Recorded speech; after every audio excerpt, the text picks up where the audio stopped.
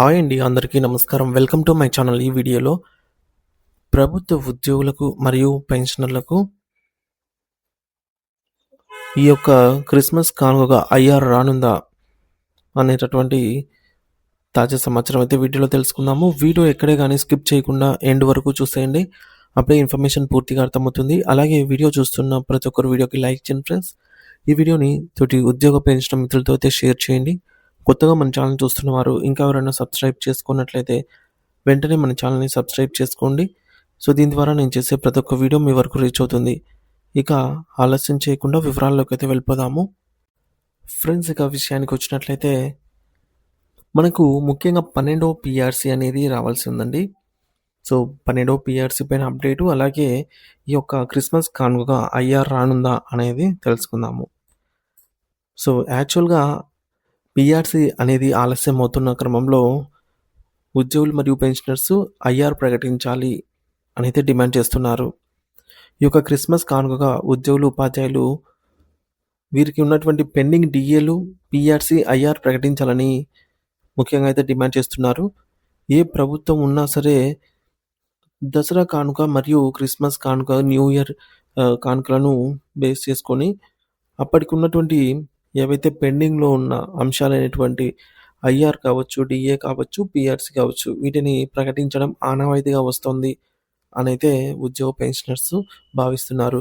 నూతన వేతన సవరణ కోసం కమిటీని, చైర్మన్ను వెంటనే నియమించాలని ప్రభుత్వాన్ని అయితే కోరటం జరుగుతుంది.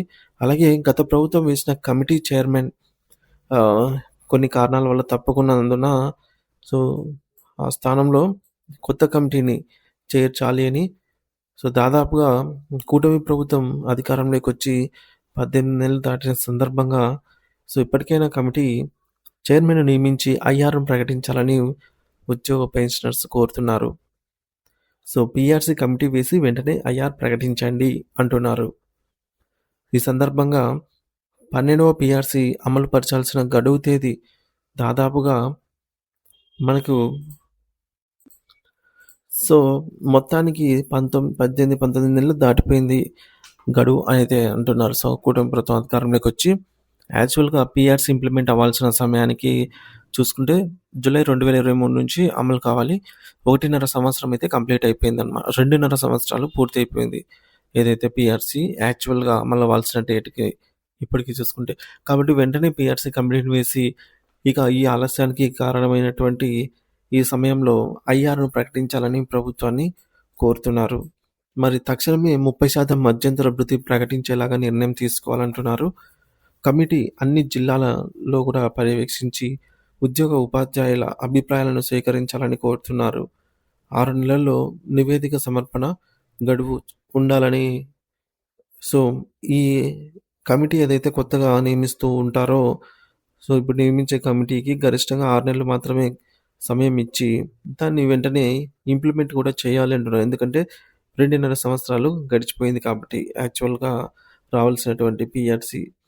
ఇక ఉపాధ్యాయ వర్గానికి ప్రత్యేకంగా పిఆర్సీని అయితే ఏర్పాటు చేయాలంటూ ఉపాధ్యాయుల సంఘాలు కోరుతున్నాయి. ఇకపోతే ఏపీటీఎఫ్ అమరావతి, కడప, అన్నమయ్య జిల్లాల ప్రధాన కార్యదర్శులు వీరంతా కూడా ఈ మేరకు చర్చించుకొని వెంటనే ఈ యొక్క ఐఆర్ ప్రకటించాలని అయితే ఆశిస్తున్నారు. ఉద్యోగులకు స్టెప్ అప్ సౌకర్యం తాజా పిఆర్సీలో పునరుద్ధరించాలనేది కూడా వీరైతే కోరుతున్నారు. దీంతోపాటు జూనియర్, సీనియర్ల మధ్య వ్యత్యాసాలు, మూల వేతనాన్ని సరిచేయుటకు ఫ్రీ ఫోన్మెంట్ సౌకర్యాన్ని కూడా కల్పించాలని అయితే డిమాండ్ చేస్తున్నారండి. ఇకపోతే గత పిఆర్సీలో నష్టపోయినటువంటి ఈ యొక్క 1996 ఇతర డిఎస్సి ఉపాధ్యాయులకు వెయిటేజ్ ఇంక్రిమెంట్ కల్పించాలని కోరారు. స్పెషల్ టీచర్లకు తాత్కాలిక సర్వీస్ కాలాన్ని నోషనల్ ఇంక్రిమెంట్ సర్వీస్లోనే పొందేలాగా చూడాలని కూడా ఉపాధ్యాయుల సంఘాల నుంచి వస్తున్నటువంటి డిమాండ్. మరి ఈ సమావేశంలో మొత్తానికి ఈ యొక్క ఉపాధ్యాయ సంఘాల సమావేశంలో ఈ మేరకు తీర్మానం తీసుకోవడం జరిగింది. మొత్తానికి క్రిస్మస్, న్యూ ఇయర్ కానుకగా ఉద్యోగ, ఉపాధ్యాయ మిత్రులందరికీ కూడా ఈ మేరకు శుభవార్త రావాలని ఆశిస్తూ ఉన్నారు. దసరాకు కూడా మొన్న జరిగినటువంటి దసరాకు కూడా ప్రభుత్వము మొండి చేయి చూపించినటువంటి ప్రభుత్వం, సర్కారు డీఏలకు మోక్షం ఎప్పుడో తెలియక ఆందోళన. అంటే మనకింకా ప్రకటించాల్సిన డీఏలు 3 ఉన్నాయి. రేపు జనవరితో మరొక డీఏ కూడా ఈ లిస్టులో చేరనుంది.